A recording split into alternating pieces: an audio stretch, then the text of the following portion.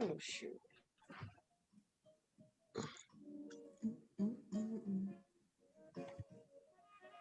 Let's see if our wind down folks is up here.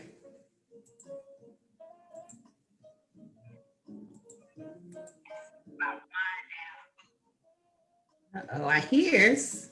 Yep, you're live. Live, and the music sounds great.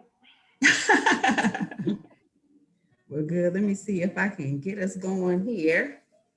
Happy New Year to everyone. Welcome, welcome. I'm going to go ahead and bring on two more of our Wind Down Reader members. Let them come on.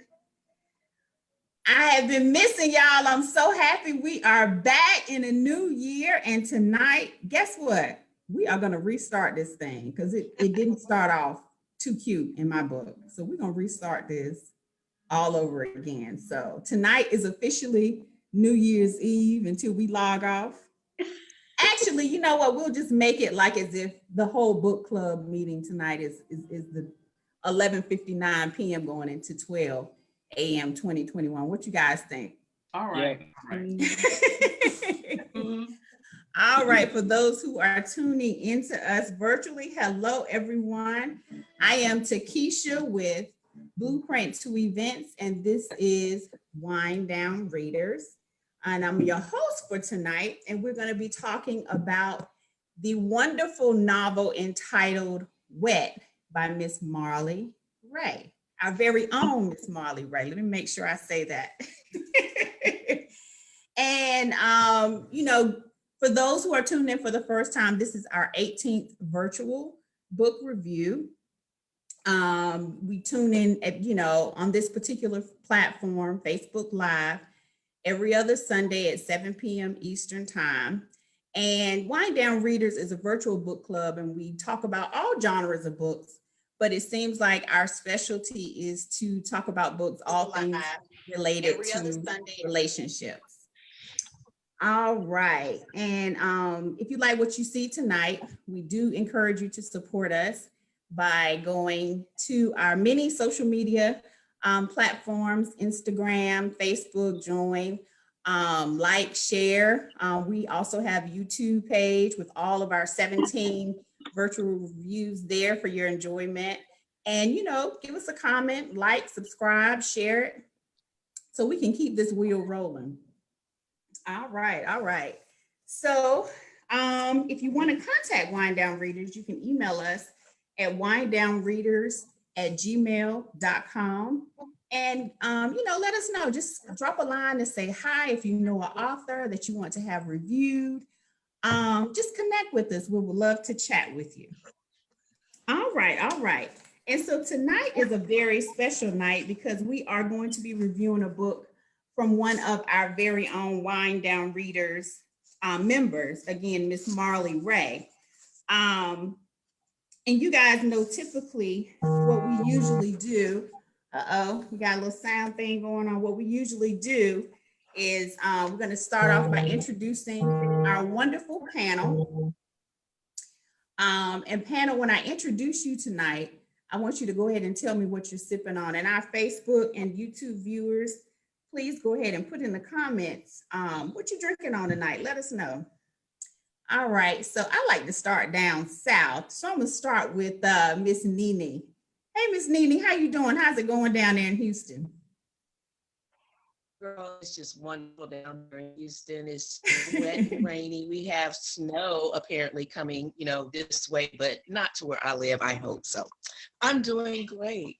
And I'm sipping on some Chardonnay. Chardonnay. Hey, all right, Chardonnay. All right. And now we're gonna go over to the sunny side of Florida. How you doing, Miss Pat? Good. You doing good? Happy New Year to you. What you sipping on? Thank you. I am drinking a Kir Royale with champagne and Chambord. Oh, nice. Cheers. Cheers Okay. to 2021. Cheers to 2021. All right, so I'm gonna go over to our DMVers. We got Alex over here. Alex, what's going on? Hello. Happy New Year, everybody. So I am drinking Veuve de Vernet. It's a sparkling rosé from France. It's delicious. I'm going to be It looks enjoying this bottle tonight, and I cannot wait. I literally cannot wait for this discussion. Okay. Well, notice he said bottle, y'all, not glass. Go over here to another DMVer, Miss Gloria J. How you doing, Gloria? I'm good. How are you? Happy New Year. I'm drinking hard Italian soda. Oh, okay. I don't think I've ever had that, but sip up. Thanks to Okay. Kendra. So Kendra couldn't join us tonight, but she's going to be in the Facebook Live group. So when we see her, give her a shout out. All right, Miss Mail, down here with this sparkling hat. How is it going? What we got Happy New going on over Year. there? Happy New Year. Happy New Year. I am drinking this wine called Soca wine, Okay. and it's from a Black-owned winery here in Brandywine, Maryland. So Right. we have to visit the winery. You know what? Absolutely. Yeah. Definitely. We'll see how we have to incorporate that into what we're doing now. Thank you for that. Yes. And you can do events and stuff down there. So maybe once COVID's over, maybe we can do like a little event there. Something there. I look forward to it. I hope it happens Also, soon. this flavor right here is blueberry. Blueberry. Mhm. Looks nice. I like the packaging. All right, Miss Wanda, what they got going on over there in Virginia? Well, Happy New Year to everyone. And Jay, I hope you don't let me down and that we're not the only ones that are transitioning to water, but I do have sparkling water this time. What in the world? Got a little kick to my water tonight. Oh my goodness. And it's blackberry. Oh, okay. Got a little kick to it. Okay. We don't need any more H2O Club members. So, Jay, go ahead and tell us. So what then, Wanda? Somebody's got to stay sober. Somebody's got to stay. Somebody got to drive the car. Drinking a bottle of Deer Park imported from Virginia because Oh, I More brought like- it back from Virginia, so it's imported. It's But imported from Costco. Deer Park, Exactly. straight out the bottle. Hey, look, I'm taking it straight to the head. Well, slow down. Don't go too fast on it. Don't go too fast on it. Okay, Barbara, what you got going on over there? Started in 2020 outright, sparkling water. 2021, sparkling water. Oh, Lord. This is wind down. Right. Thank you. All right, Stephanie, please redeem us because Maryland, DC, and Virginia not looking too good over here. So please. All right, Happy New Year, everyone. It's good to see Yeah. everyone back on Wind Down Readers. But tonight we're going to be watered down readers. Oh my God. Say it ain't so. I have some H2O with a twist of lemon. She Now, think that's gonna make us feel better about her water. Shame. But, Just shame. You know, it's just the first 2 weeks of January. After that, I will be back with my wine. And I've already stocked up. Barbara and I went and stocked the ready by January 15th. Okay. Already. Right. So Okay. the next one, we're going to be back, but H2O to start off the New Year's. The first 2 weeks, we're just trying to be fresh. Trying to be Okay. fresh. Okay. Yes. Okay. We will. Okay. Please. Sorry, All right. I couldn't redeem you. Let's go to let's travel a little bit west. Keisha, I held the line, Keisha. I Thank held the you. line. Thank you so much. All right. Let me see. Deborah King.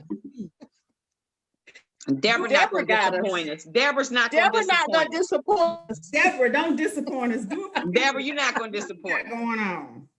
Okay, I'm gonna disappoint you. Oh my God. Well, no, okay, see, what had happened was Okay. That's all right. I cheated. I was reading and I got to the end of chapter 7, Uh-huh. and then I stumbled into chapter 8 and looked up, and it was You 6 o'clock. stumbled into it. and looked up and it was time to start. So I didn't get a chance to go fix my drink. Oh, Okay. okay.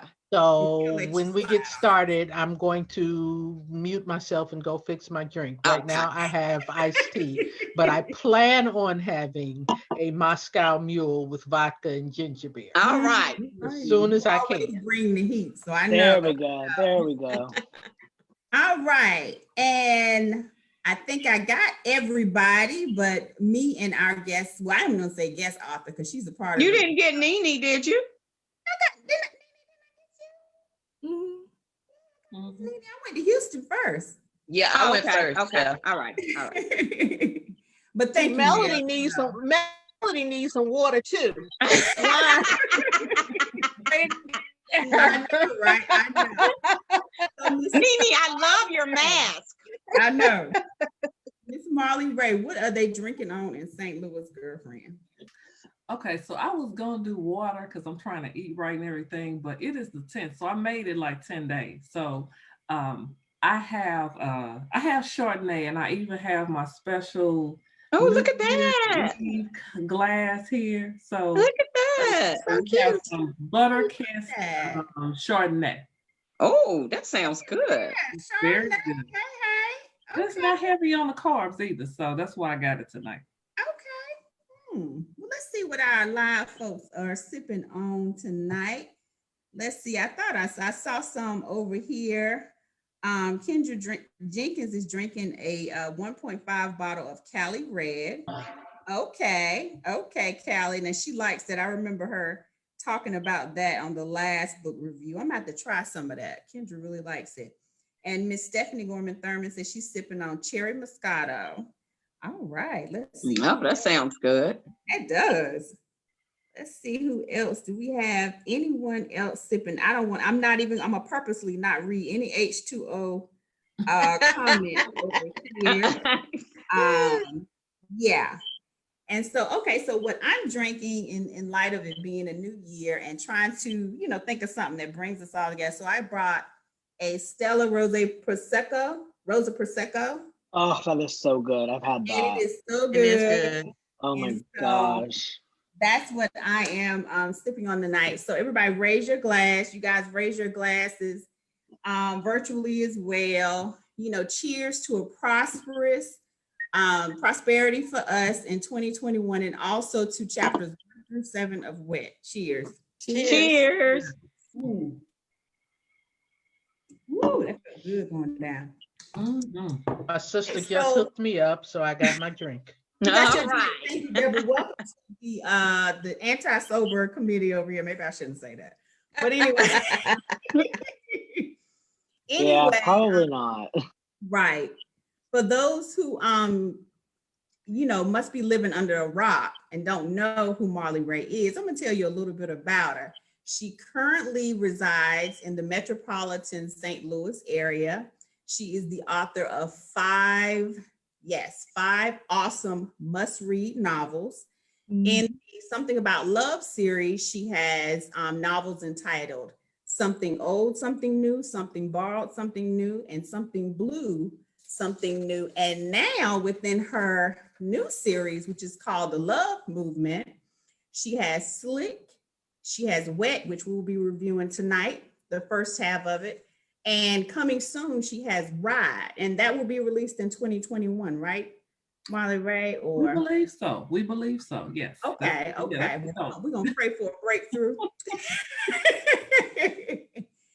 So that's a little bit about our guest, our author tonight, Miss Marlee Rae. So let's talk about Wet, and I'm just going to give you a brief description.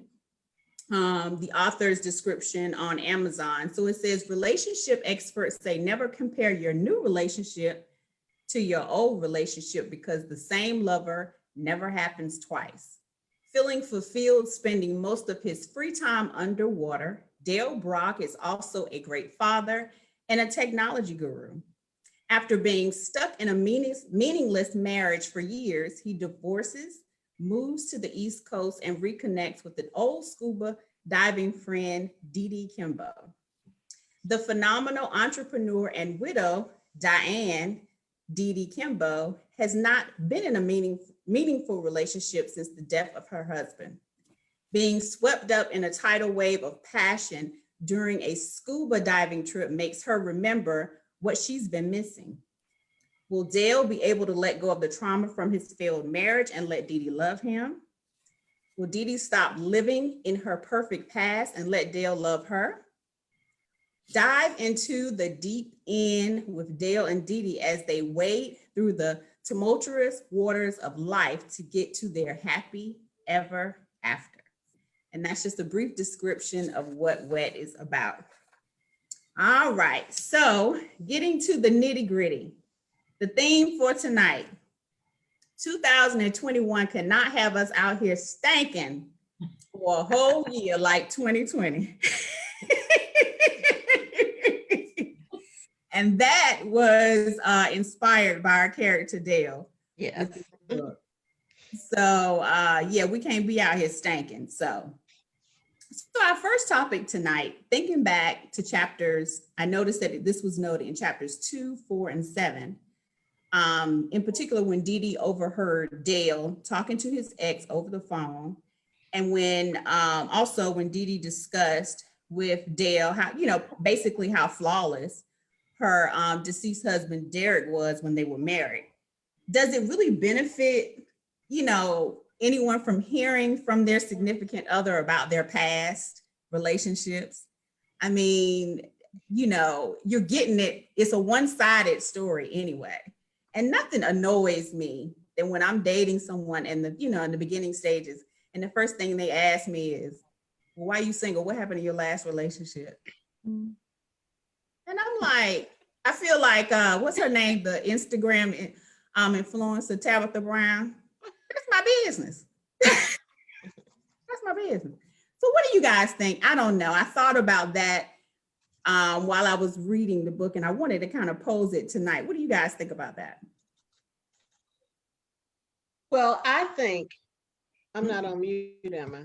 No, you can hear I you. think that it benefits to know the past relationship, like what happened to your significant other. But the flip side of that is that I don't think it should come from that person. I mean, I don't think it should come from, like Dee Dee is talking about her ex-husband, Derek.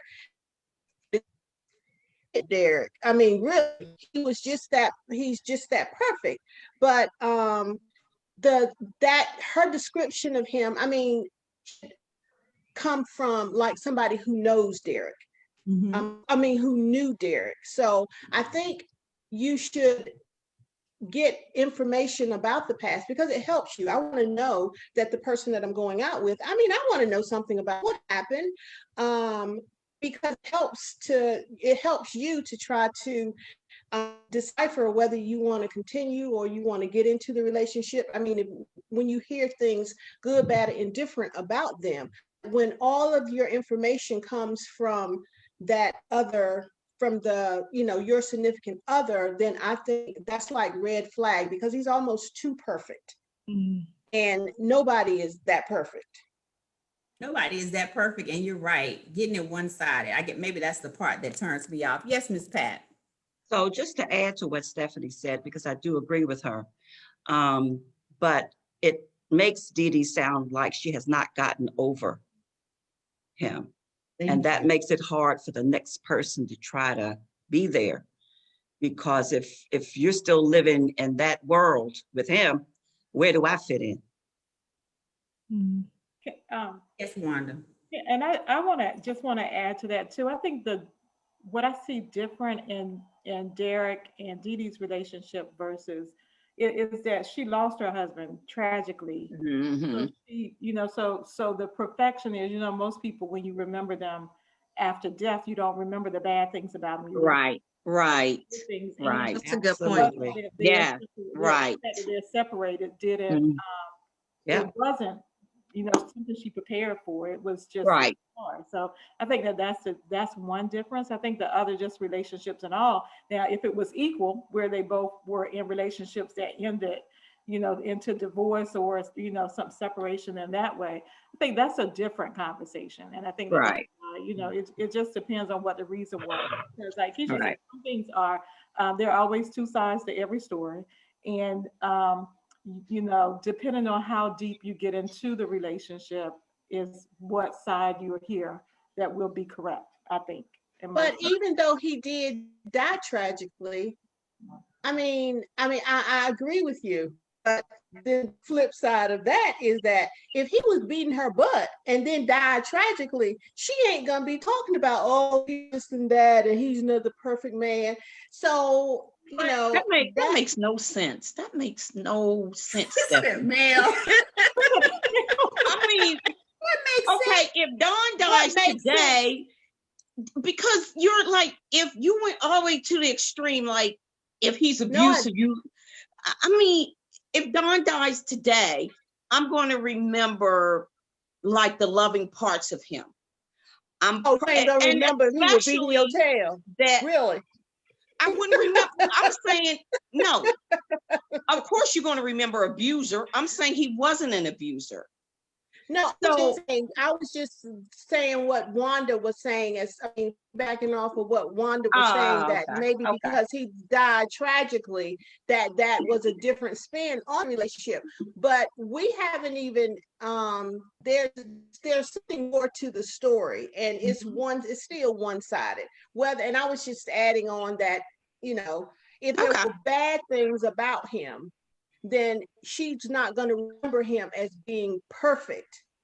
That's it. Oh, that's fair. Okay, that's fair. Yeah, because I think that, you know, when you get from one side, I'll use me. If you ask me about my previous relationship, depending upon who you are and, you know, the context of you asking me, of course I'm gonna make myself look good.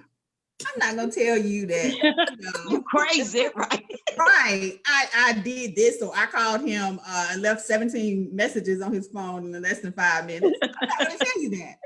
I'm gonna tell you the side that benefits me. So I noticed that with that, I don't know if you guys got it. Seemed like Dale was a little bit insecure with the spirit of Derek. With regards to chapter 1 through 7. And so that's why I wanted to kind of bring that up. It was like she kind of set the standard for him. And Wanda, you're right. When people do pass away, it automatically builds prestige as far as like honoring them. It's like a level of respect. And I do get that. And I do think if he had left his family, like you said, if something else had happened, it would be a little bit different. So I don't know if she's just doing that to respect the father of her children and whatnot, but I just want to add one thing to that, that I would like that to happen organically.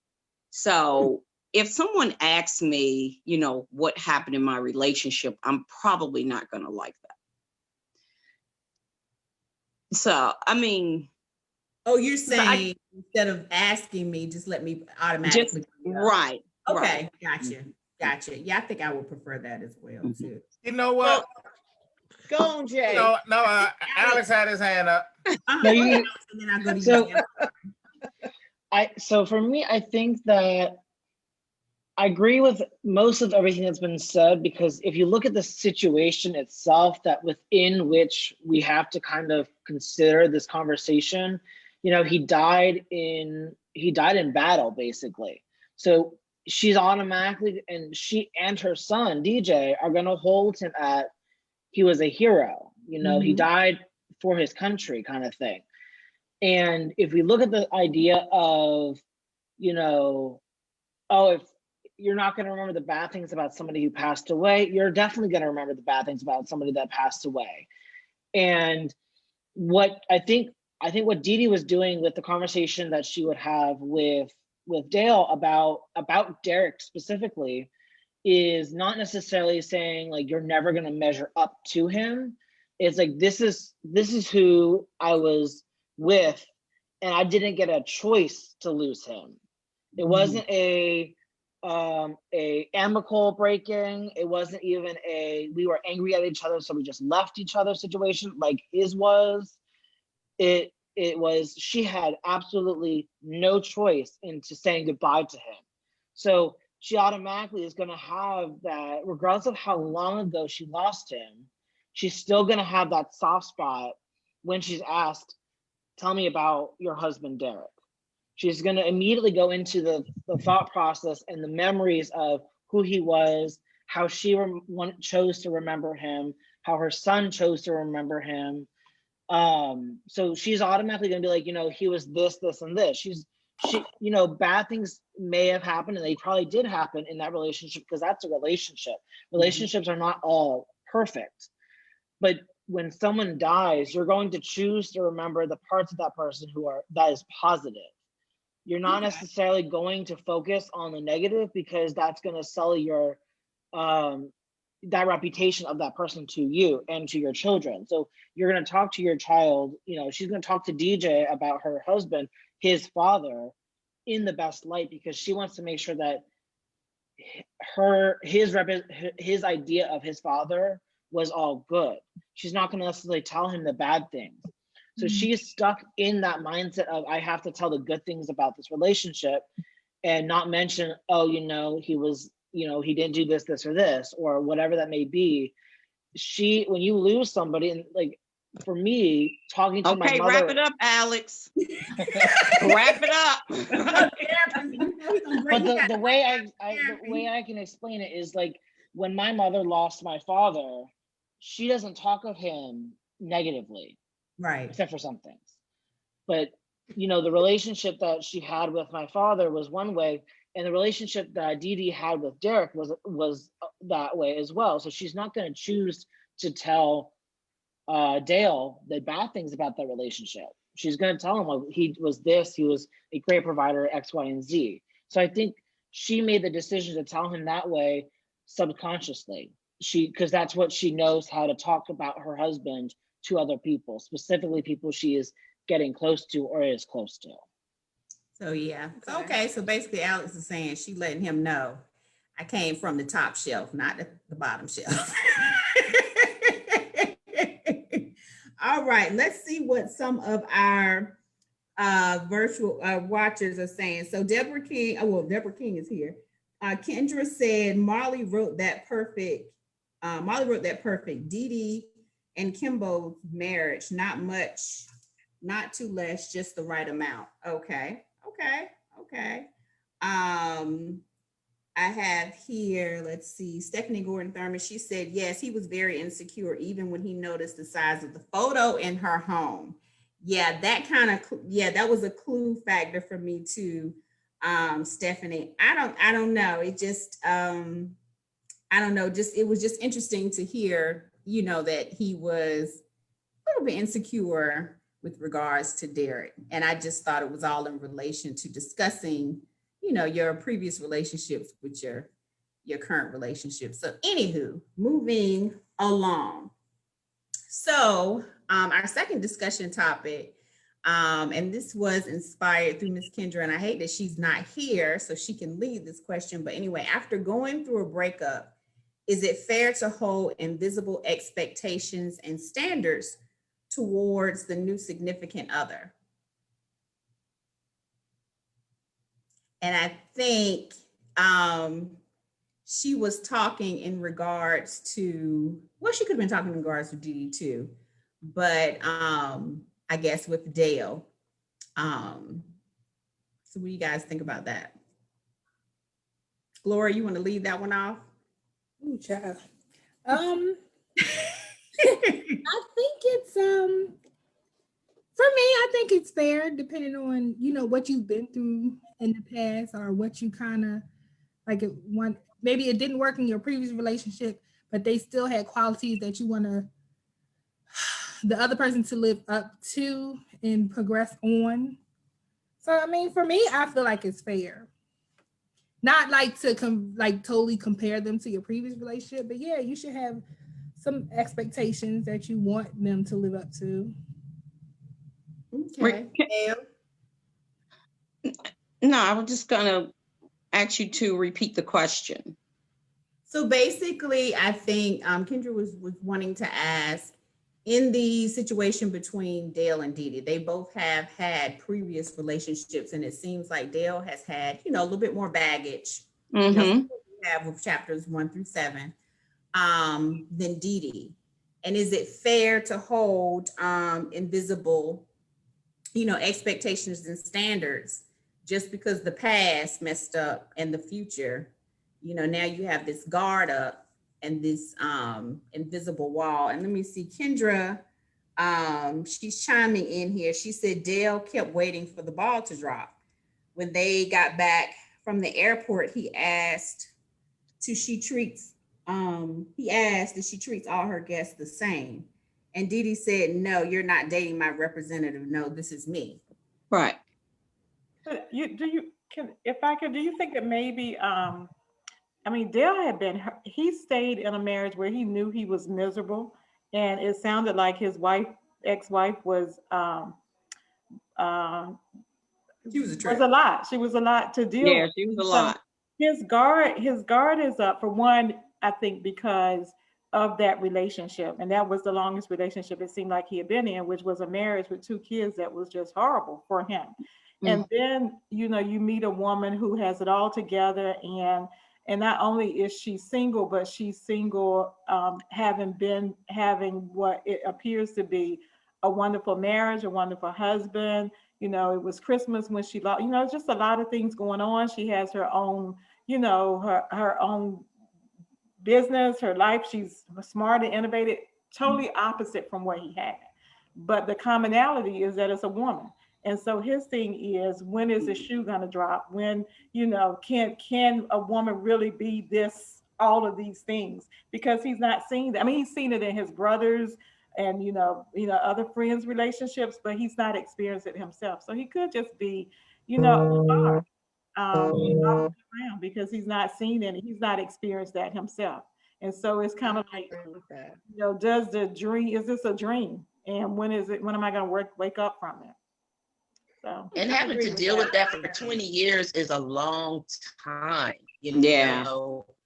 I when he talked about his 2 affairs, and when he kind of, we got the reader's point of why he had the affairs, I kind of understood. I didn't want to fault him or anything, but he stayed in that for 20 years for the kids. And even in real life, I really hate when people do that, because kids can handle certain things, and that's just my opinion. But I felt bad for him, because she had so-called perfect relationship that she remembered. He did not.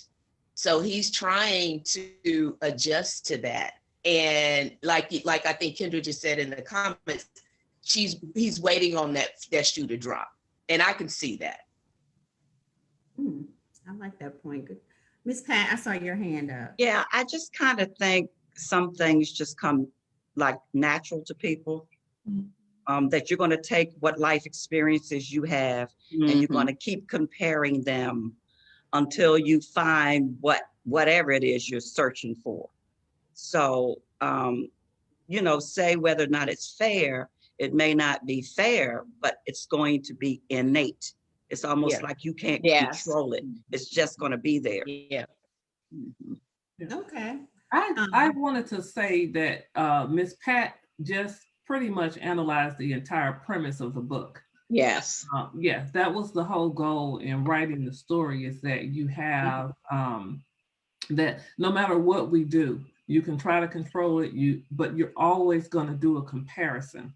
Yeah. From the previous relationship. It's just the way it is. It's going to happen naturally. But with Dale and Dee Dee, you have it coming from 2 different spectrums. So you have a person who's had a bad relationship, and that's their expectation. And then you have a person that has had a fantastic relationship, and that's her expectation. And where do you meet in the middle when you have 2 people that who had opposite relationships and different things that happens in their lives? So, but normally that's just what we do. It's human nature that we're jaded from something, whether it's good or bad. We are all jaded. And you're going to always compare as you move along. So that was the whole point, as when I sat down to actually write the story, to just do a really good comparison and just how it works with being jaded, and how we all compare relationships. You can say you don't, but you do. Yeah, you definitely do. Yeah, you do. However,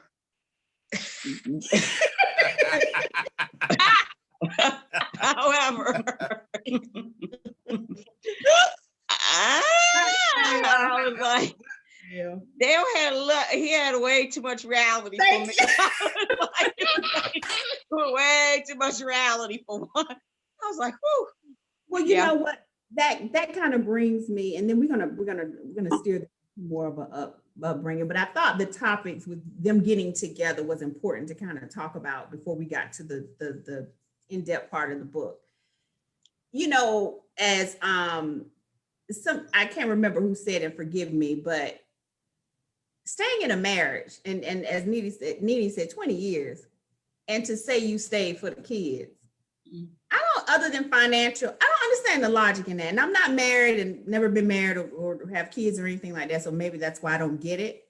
But how does that help? I just never, help me out here, y'all. Okay. I'm divorced. It's no secret. And when I divorced, my kids were 7 and 11. And I had people coming at me saying, well, what about the kids? What about them? Well, what about them?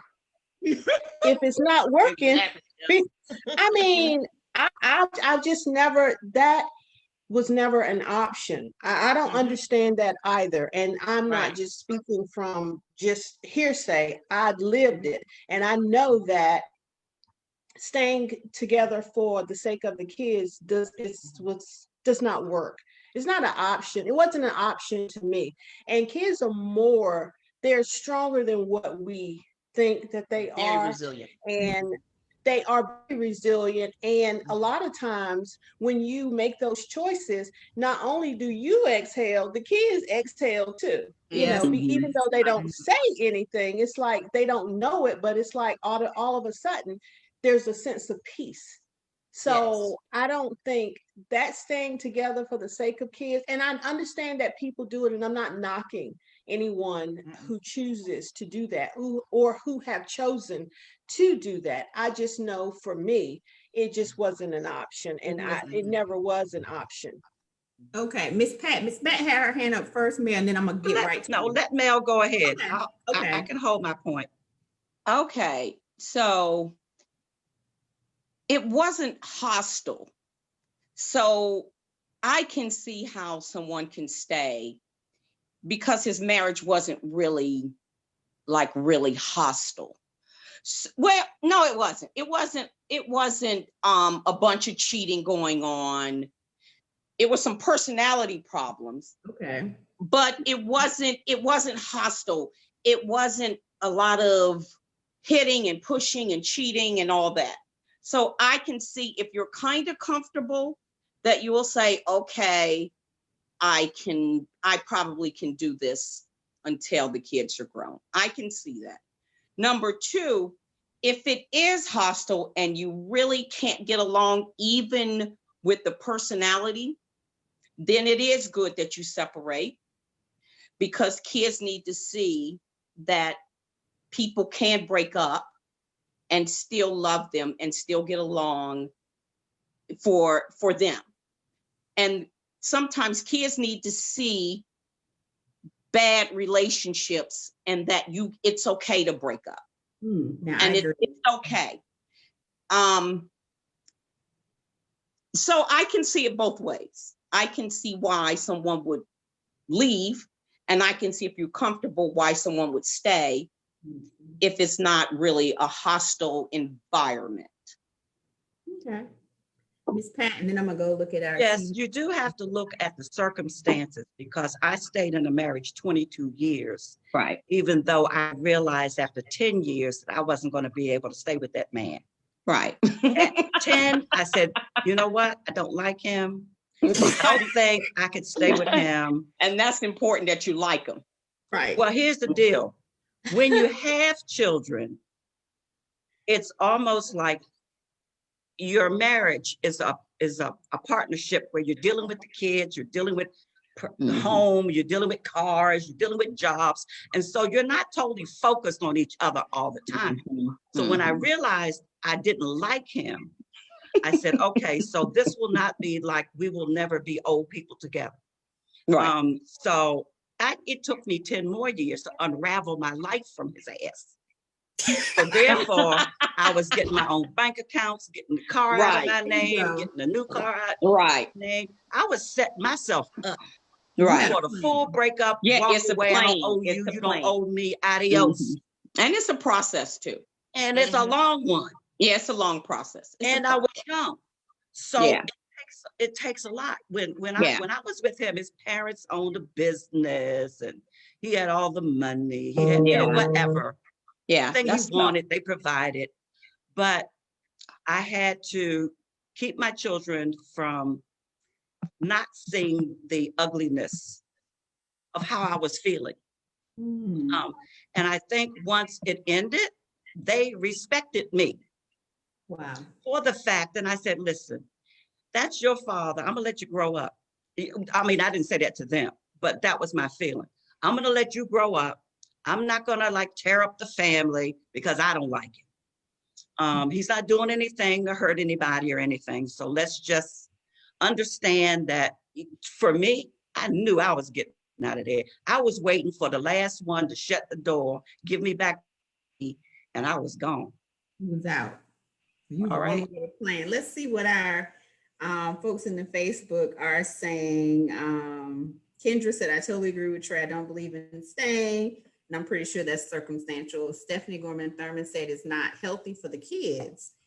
Kendra's also said it's the worst thing is for the kids to see that their first glimpse of a marriage and a healthy / unhealthy marriage. Love yourself, kids, and sanity. Then we have JS says he was still getting something out of it. Ooh, can you expound on that, JS? I like that. He was still getting something out of it. I think that's self-explanatory. But he wasn't. He wasn't. He said he wasn't. You know, if you're talking about sex, he wasn't even getting sex. Only if she wanted to. Yeah, there you go. Right, Marlee Rae. Got Deborah Davis here, and she says, I agree that it's an individual decision. Every circumstance is different. Yeah, I guess it's just circumstantial. When I hear that comment, maybe because I can't relate to it so much, I'm just like, that's a head scratcher. All right. Alex, we'll go with you and then go to Wanda really quickly.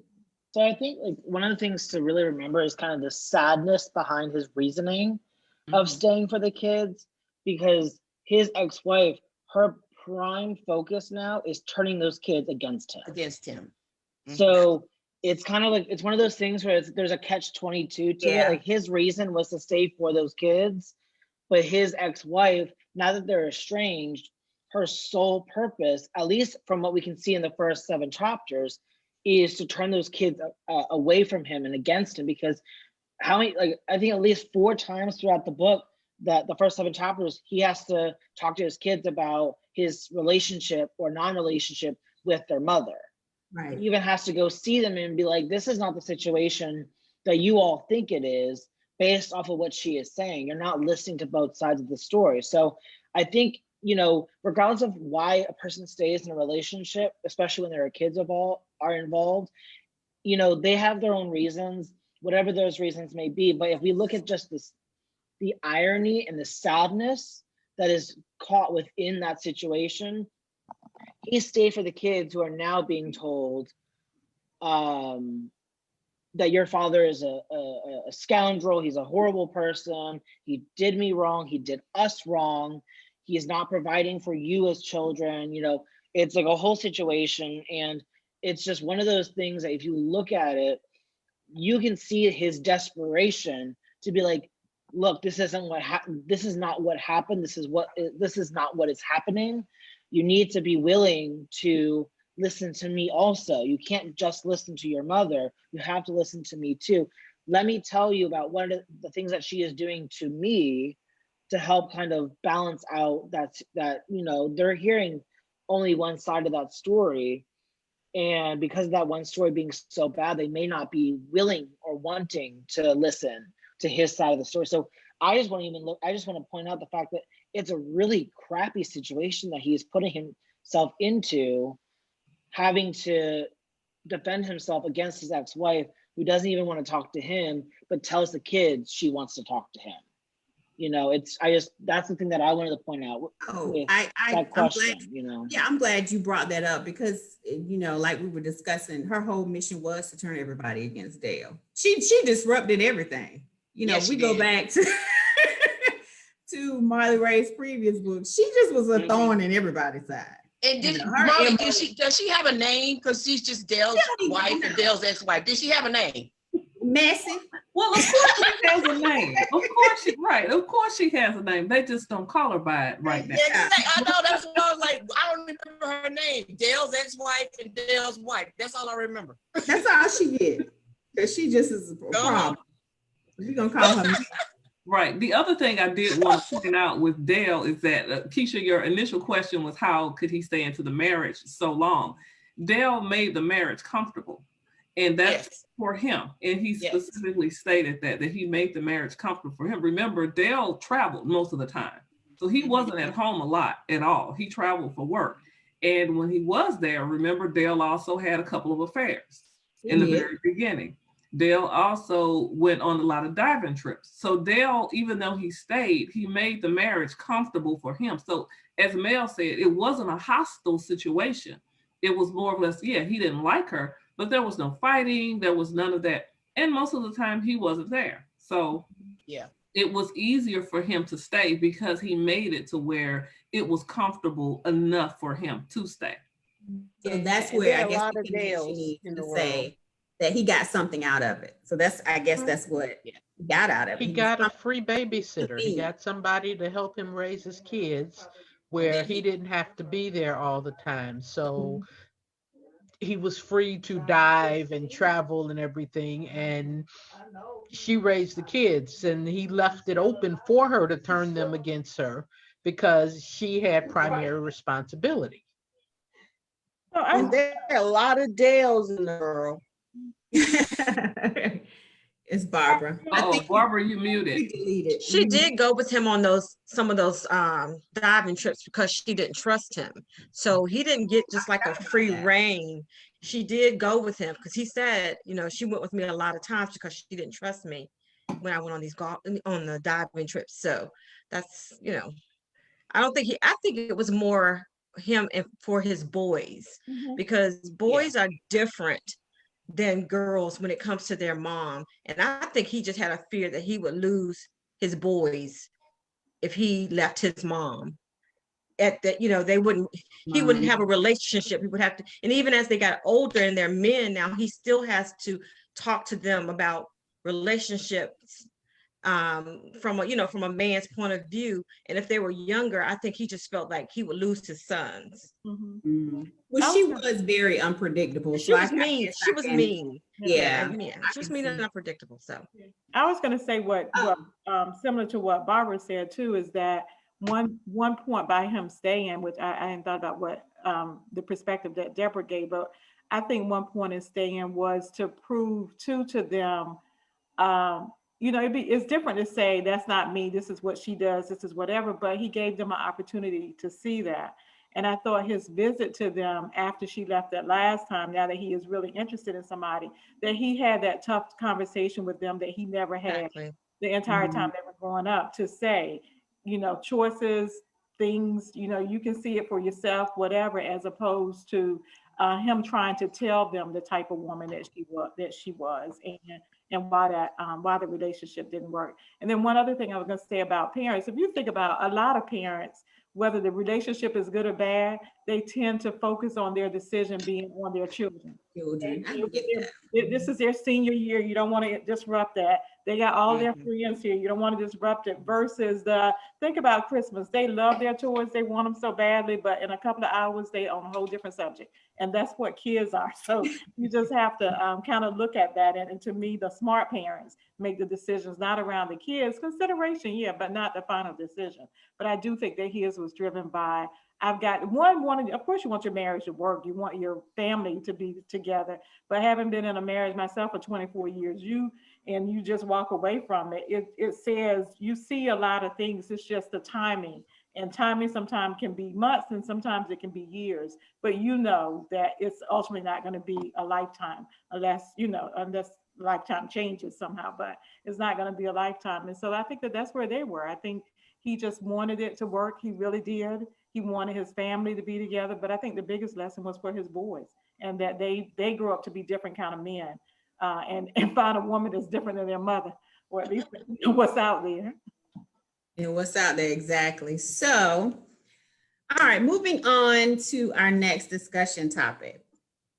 When reading the novel, did anyone figure out that Diane Dee was the woman that Titus / Bliss went out with and Slick? No. I didn't figure it out. I was laughing so hard. The Uber ride and the music made me think, hey, yeah, it's the same thing. Yeah. Yes, that came to me, and I was like, no, that can't be true. And then we get in the restaurant. Yeah, it is. Yeah. Because remember that he was, and then the way it was the same behavior. So I kept saying, yeah. But did you know who the Uber driver was? It wasn't his it was the port the nephew or cousin or whatever. Malcolm's, what was it? Malcolm's? It was Malcolm's brother, Jock. Malcolm's brother. Jock, yeah, I figured that part out. Right. Yeah. Yeah. Well, they said his name. She said his name after she got out of the Uber. Mm-hmm. Then her driver's name was Jock. Mm-hmm. Okay. Yeah. I didn't catch that one. I just thought when she got in with the Uber driver and everything sounded familiar, I just put it back to Slick.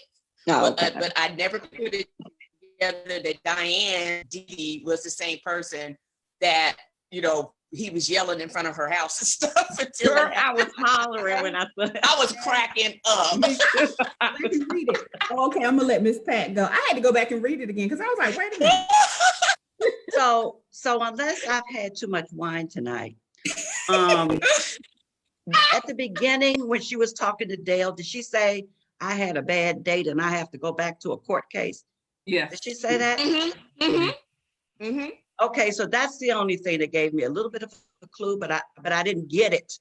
I mean, like when it finally showed up, it didn't really occur to me until after I read that passage of his name and everything, that this is the court case she's dealing with. Yeah. Okay. I love how you intertwined that in there, Marlee Rae. That was good. People say you shouldn't judge anybody by their clothes, but y'all see how clothes can just change the whole perception of a man. Yeah. He showed up in there looking like he was straight out the donation box. Babe, when she said the suit jacket, I hollered. See? I had their hand up. I'm sorry. I was just so tickled by the topic right now. That Mr. Bliss, I tell you, he you gotta love him. You gotta love him. And I still can't get over the fact that if going back to Slick when he got in the car with his brother and he had a little attitude. Like, I'm picking you up from jail because you at this girl house and you don't know how to act. Never a dull moment with Mr. Bliss. Go ahead, Alex. I was at work when I was reading the book, and I was dying in my break room, and my coworker was like, "What in the world are you reading?" I was like, "You would not understand. It's a situation you have. It's kind of like one of those things where you had to be there." And I was like, Miss Marlee Rae really did that. I am falling out of a chair laughing so hard because I was like, he showed up to her house and was gonna fight a mailman. Really? And don't the mailman wear uniforms? Like, I didn't understand. Well, the mailman started it. The mailman started it yelling at him. But that was because he was in front of the mailbox. They always they don't play about being in front of the mailbox. Right. No, they don't. I'm in tears. That's all. I just want to add. So, like, this is something I had texted. I had texted Takesha this earlier today. I was like, sometimes Bliss's ignorance isn't bliss because, like, he thought he wasn't doing anything wrong because then he pulled out a folding chair and sat in front of her house for 2 hours in that outfit. in that outfit, and he had no clue that what he was doing was wrong. So like his ignorance was not bliss because he got arrested for it and had to go to court. Like I just have to say, Marlee, the way you intertwine these narratives is just phenomenal. Like I was telling Takesha when we were about to start, I was like, do you have like a board on your wall that you have your story like laid out on? Because just the way you intertwine these small details in these situations is just, it's phenomenal. It's so humorous too, because like you're reading along, you're like, wait a second, I recognize this. Where did I remember this from? And then you go back a few, you're like, oh, wait a second, that's from that. So that was a fun little moment when I was like, this guy is crazy. Somebody else. I got to kick out. That's my favorite character in the series. Mine too. Yes, he's my favorite character. I love Bliss. Here's the thing. Bliss is he keeps the book rolling. I'll just say that. And I think another thing to think about is maybe that's why Derek was the perfect man, because she's had some character since him. So when you compare what she had in a husband compared to what she's run into since that time, you can understand why she might always he's the best thing in the world, because she had a Bliss experience. Everybody done especially Bliss. Let me see what they're saying over here. So Stephanie going to say he out there threatening that mailman. And then they also comment about how he dressed. And Kendra says, with Malcolm Brother Doc, I did get that immediately when I guess she said when he started singing. I think that's what she wanted to say. Yes, when he's in the Uber, because that's kind of the same cab ride, was Uber ride that Tweet had when she got in the car with his brother. It was kind of the same situation. Good pick, Kendra. I had totally forgotten about that. Stephanie Thurman said, in a deuce and a quarter car. Oh my God. Kendra said, Bliss out there stinking federal offense, blocking the mailbox. That was a federal offense.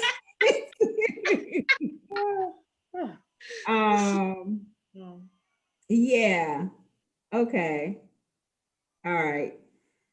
Yeah, that was hilarious to me. I thought that was a very good add-in, and I liked the way even when Dee Dee was about to collide and she kind of noticed when she was getting ready to run into Malcolm.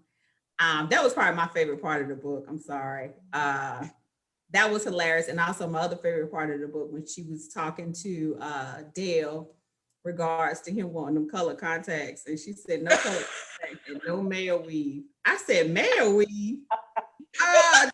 This a section here, male weave. Okay.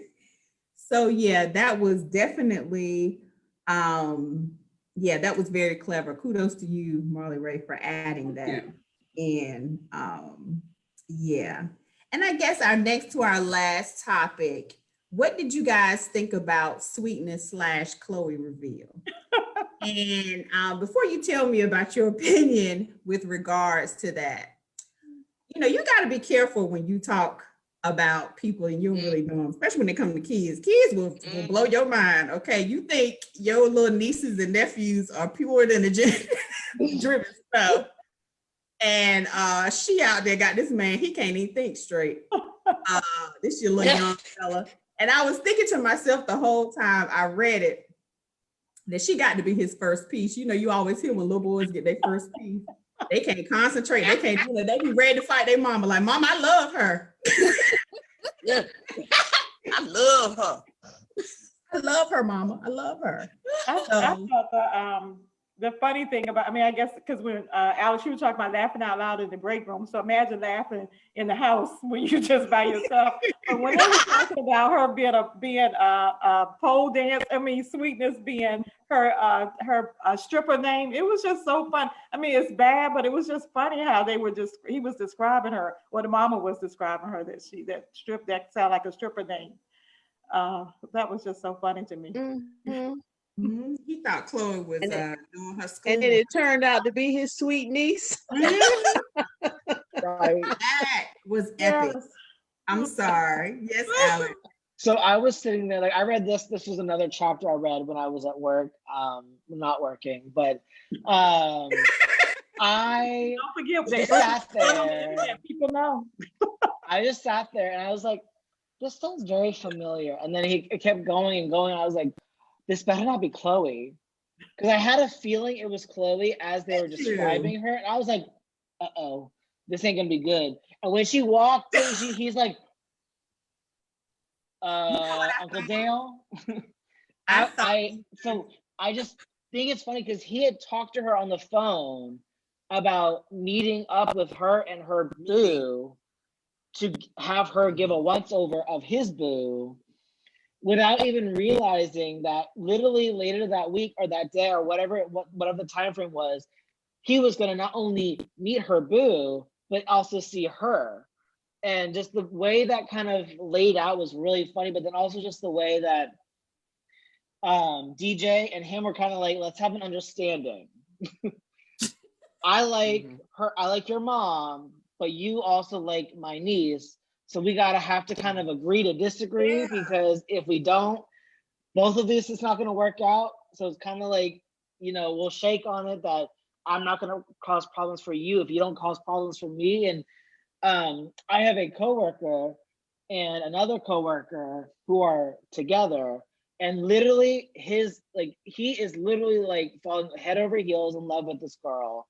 And it's literally like when I was reading this chapter, I saw the two of them in the corner of my break room, like sitting really close to each other and chatting. I was like, oh my God, this is Chloe and DJ. And because just the way they were acting was like, he's 18, he has a boo thing, like they're going together, like blah, blah, blah, blah, blah, blah, blah. But like every time you ask them, either one of them about it, they kind of just like blush and they get all like really like weird about it. So that was literally, I was like, I have a real life Chloe and DJ literally in front of me. And it is the funniest thing I have ever seen. So, again, this was another moment when I had to put my phone down. I was like, this is like life imitating art. Art's imitating life. Like, it was like one of those situations where you're like, oh my God, this is too perfect. But like, I was just like the way when they all four of them looked at each other like, wait a second. And they sized each other up. And they're like, we got to figure this out. Call your mother. It was karma at its best, because I was so happy that because I remember in the beginning, well, I can't remember exactly what chapter, he threw that dig out as to say, oh no, I don't want Chloe to meet them. I can't remember the exact line, be a bad influence on my niece. To be a bad influence on your niece. So that's what he get. He'll think twice now. But I would have paid to be a flower on the wall when his wholesome niece met. Yeah. His wholesome niece. His wholesome niece. Is he's Chloe Pooh? I can't remember the nickname. But you remember Chloe said she was going to check out his new girlfriend. She said you want an opinion, or what did she say? You want an assessment that I'll let you know. So it'd be interesting to see now what she says about Dee Dee, right? So I'm sure that's coming in chapter 8, 9, or 10, right, Marlee Rae? Well, that remains to be seen. I know, right? Yeah, she was sweetness, all right. She was real sweet. But Gloria laughed. Well, I wanted to ask you guys, with the exception, I know we kind of spoiled it, but with the exception to Dale and Dee Dee, there were some other interesting characters within the book. Who was kind of like one of your maybe not your primary, but your side favorite character within the book? I'm gonna say mine was Roni, the girlfriend Roni. There was I hope we get to see a little bit more of her. Yeah, in the second part. She sounds like she is a hoot. She was one of my favorite characters.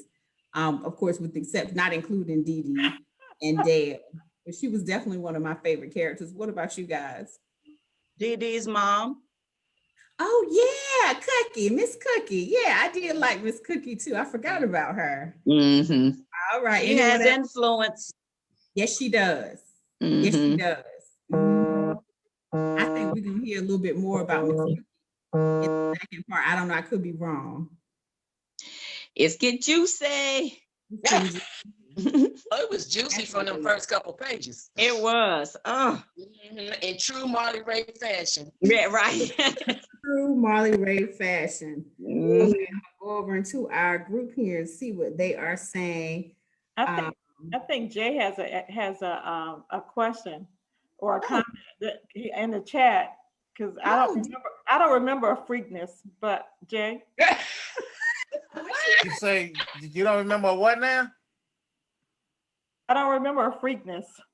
Where's freakness at? Oh. Hey, are you chatting something along in the group here? No, He's here to share. That must be another J. It's another J. Oh, okay. It's a J on JJS. Facebook. Oh, JS. Oh, okay. Yeah, that's another J. That's another J. Oh, sorry about that, Jay. Oh, no, ain't no problem. You know, I speak mine right on out. I ain't going back. Don't we know that too well?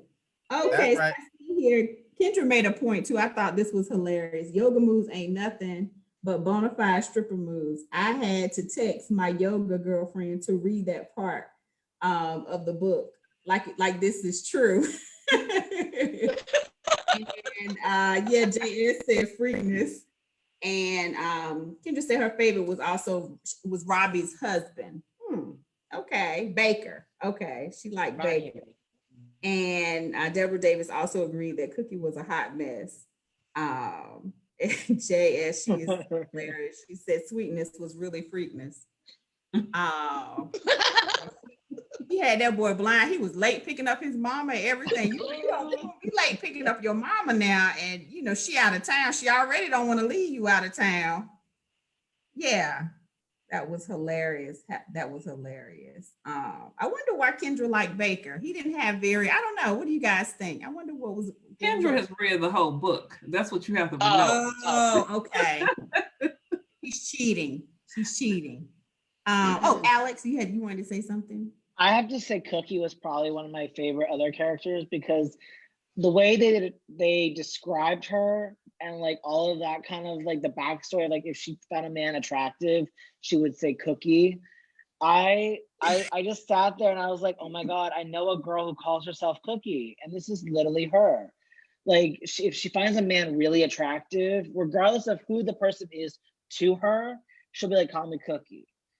And also, but I also couldn't like not think of Cookie from Empire and the way she is. And that's immediately what I thought of when I was reading about her mom, because I was like, this lady sounds wild.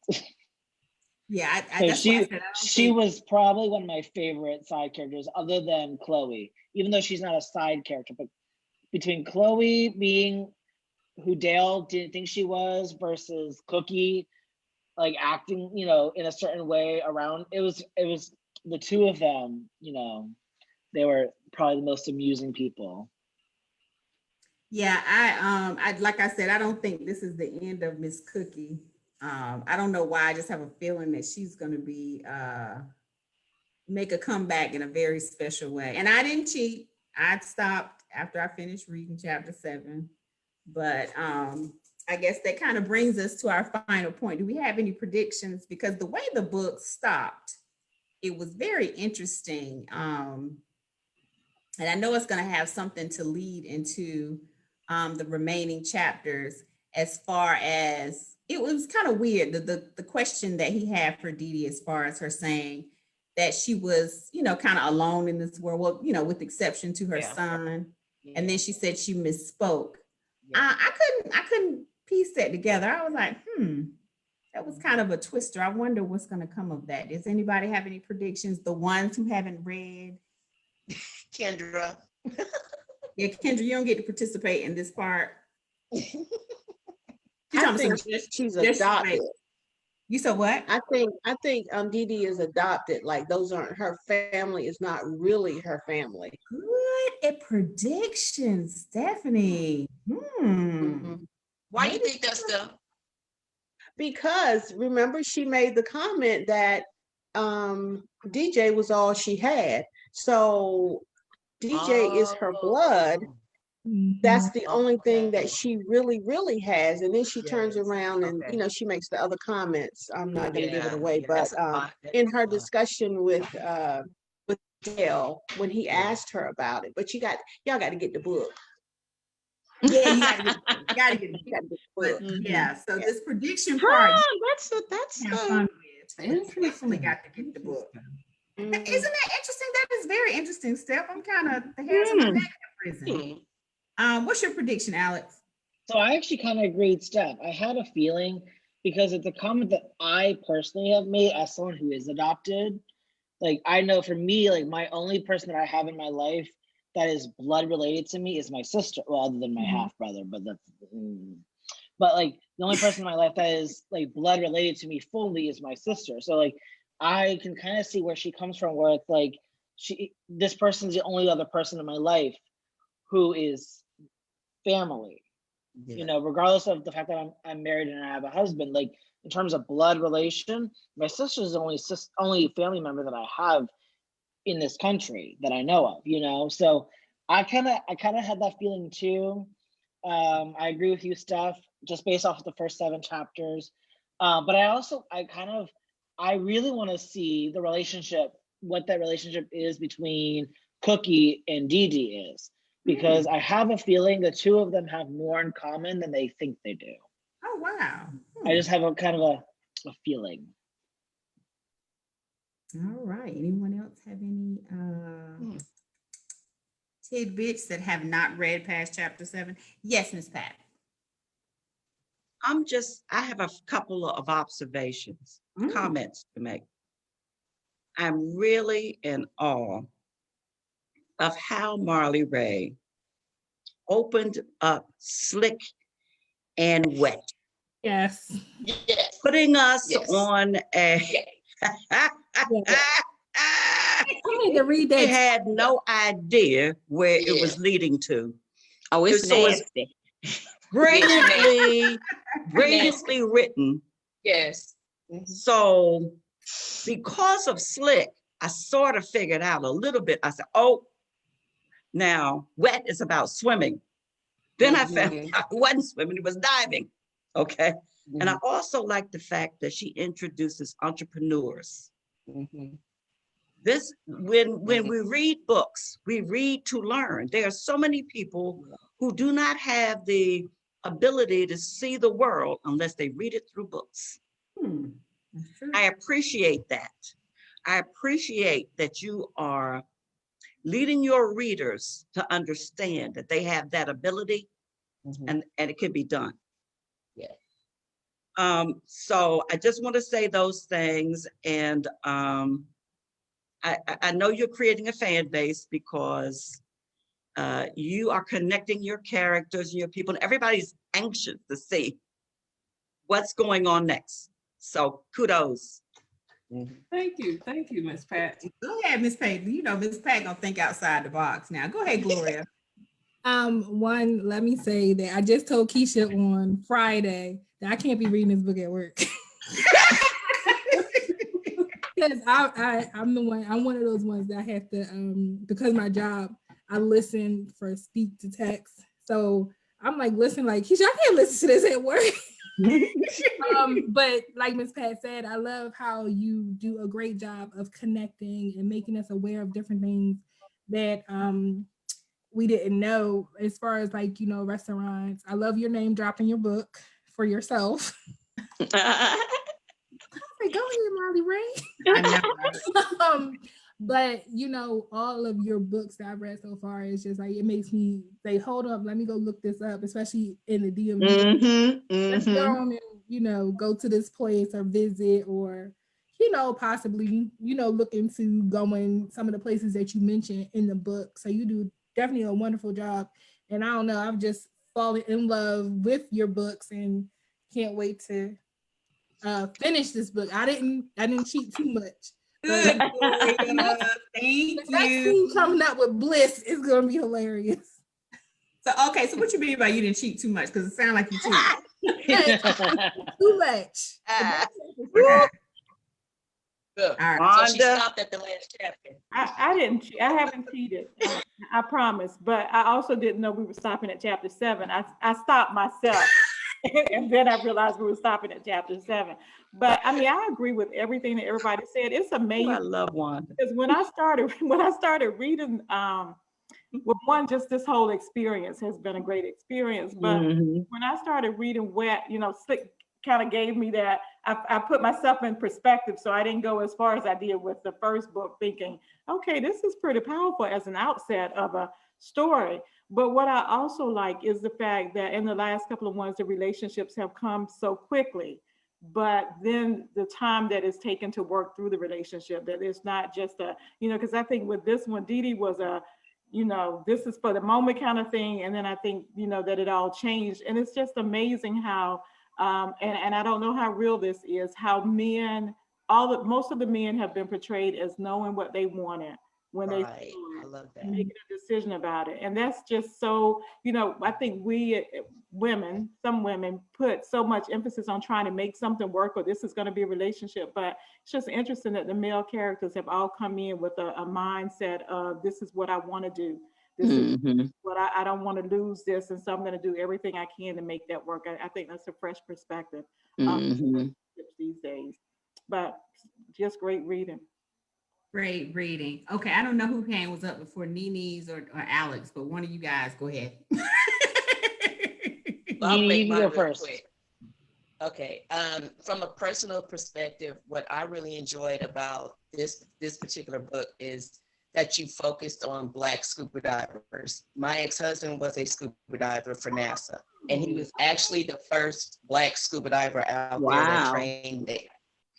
So I got to see a lot of that. I actually was there when he did his certification in Lake Livingston and stuff like that. And it is really fascinating and to see how we were so involved in all of that. And it took probably another 10, 15 years before another Black man was actually hired out there. So when he did leave scuba diving because of his age, he ended up being a safety diver. So he kind of like worked with the safety aspects with the astronauts and stuff. So a lot of what you wrote was really great. And he brought me back flashbacks. My ex-husband and I are still really good friends. So we talk a lot about stuff like that. But when you go to NASA, to the Sunny Beach building, he is the only Black man's picture up on the wall. And so, that was just, to me, it was wonderful that you captured that and to show educational wise that there are a lot of Black scuba divers out there. And my husband was one of them.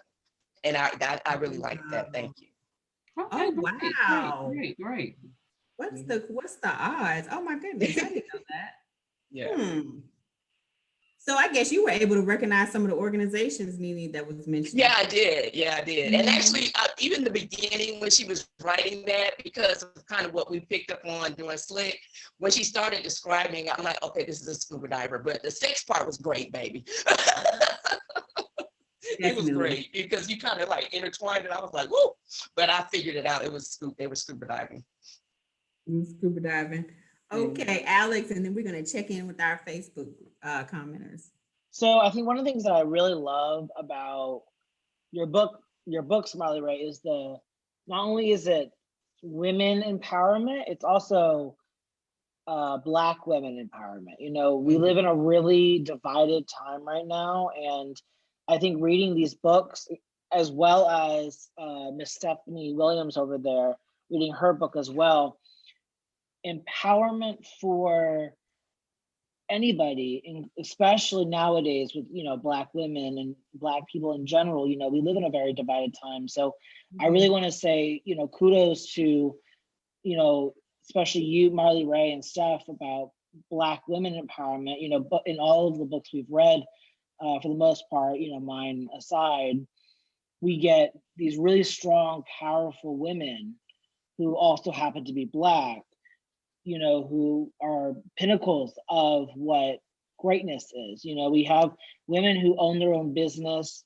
They can stand up for themselves. They don't quote unquote need a man to complete themselves. They're strong by themselves. So, I really want to say, thank you for really showing that, power and strength is not just necessarily one color, one race, or even one gender, but that you as a person can identify with the strength and the power that these women and these characters really portray. So I really want to say thank you for that. You know, as the only white person on this, you know, this group, who most of the people in my life that I have as role models are strong Black women. Go it's ahead, really, Alex. really, it's really important that we have, you know, these people we can look up to. So I really just want to say I commend, you know, both of you, Marlee Rae and Steph, on showing people, regardless of what their race is, that there is power and there is beauty and all of that kind of stuff. And like Nini saying that, you know, talking about her husband's background as being the first Black scuba diver, you know, sports are not just a white people thing. They're not an Asian people thing. It's not, you know, any racist people thing, but there are people who we don't think of automatically who do these things. So, you know, specifically with this book series, it's really important that we talk about the fact that there are people who don't look like me who do these sports and that they do them well. So I really, you know, really want to commend you on that. And I really appreciate it because it's taught me a lot about these things as well. Thank you, Alex. That was Thank good. you. That was Thank good. you. And I'm just gonna go ahead and read some of the comments we have here in our Facebook family here. Deborah Davis says she's writing Black love. I'm very proud of you, my dear. That's so sweet. And Kendra Jenkins says she speaks highly about your books. I guess this comment was for me. She said, I started reading again this morning and stopped at chapter 7. She is a mess. I guess she's on me for calling her a cheater. That's you still a cheater. She also said, Wanda, Dee must be your best friend. And let me see here. She said okay. Anyway, Kendra, you a mess. She talking about some who white Alex? No. Go ahead. And Deidre Brown, Marlee Rae is an excellent writer, and I have enjoyed all of her books, and I can't wait to read the next one. And I agree more. Definitely, I can't wait to see what's going to happen in the final chapters of Wet. So you guys all have to come back. We are going to be reviewing the final chapter. So mark your calendars, January 24th, 7 p.m. Eastern Standard Time. We're going to be going over the final chapters of Wet. And then also February 7th, we will be discussing the long anticipated second novel of Steph Williams, When Love Calls. So when you finish Wet, go ahead and catch up on Joy Happen in case she throws some hooks in there that we look, my brain, so we can be fresh and be able to catch all these. You guys are truly, literary artists. Alex, Steph, Marlee, Deborah.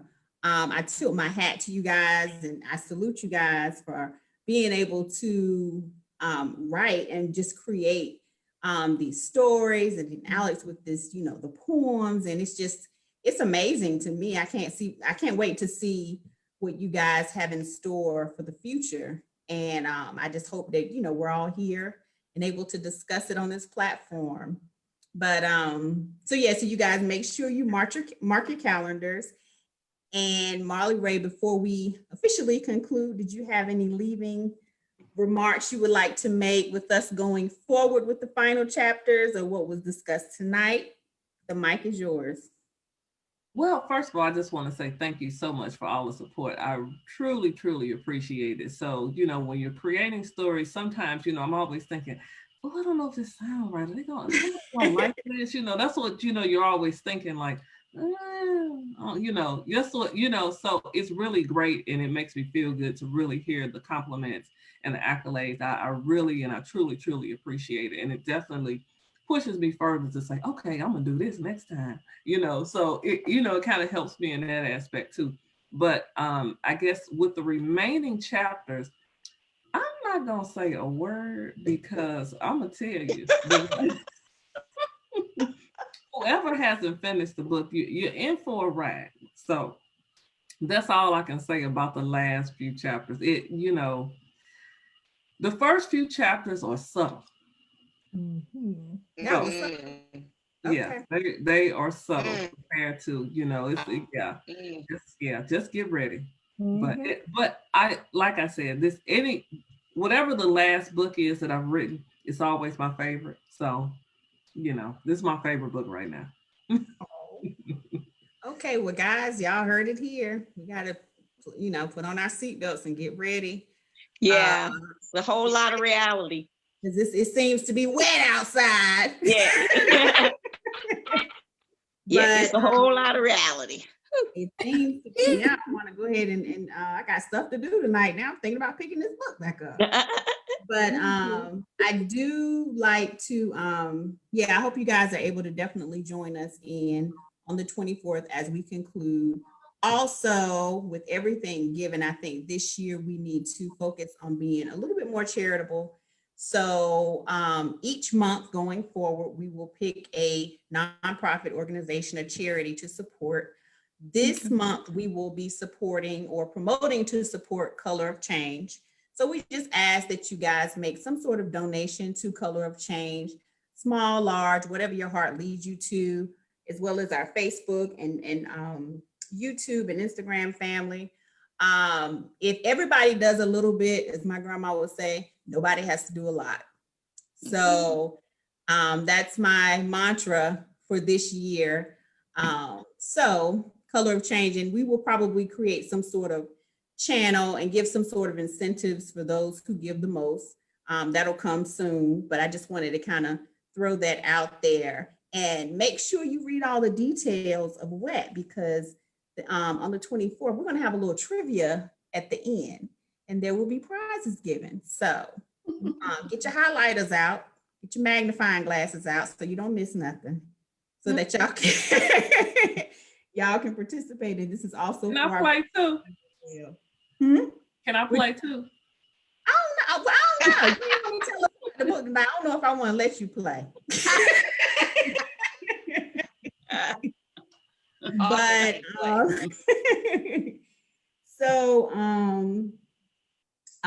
yeah, so unless anyone else has anything to say, I will see you guys on the 24th at 7 o'clock Eastern Standard Time, same place, same location. Yes, Miss Pat.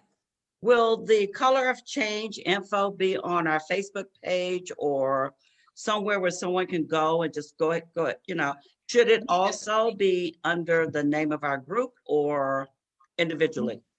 Well, you know what? I can send it to you guys, but I will be posting on Instagram, Facebook, and I may do a little mini video clip just to show, but yeah, that will be coming up, and I may do it tonight. I probably will go ahead and add it tonight so everyone will know where to go. So they'll have the link and all that stuff to where they can. Thank you. Absolutely, absolutely. All right, guys, listen, we restarted this new year and we did it right. You know, Cheers. out here stanking for 2021. Thank you. Cheers. So No, we not out here stinking. No, we not out here stinking. No. We was a little stinking on Wednesday, but we went and had a shower. We back. Oh, we were stinking on Wednesday. Oh, Stinking on Wednesday. all So right. Cheers. Bye. Cheers. You guys have a wonderful. I'll see you in a couple of weeks. Have a good night. All right, bye everybody. Guys. Bye-bye.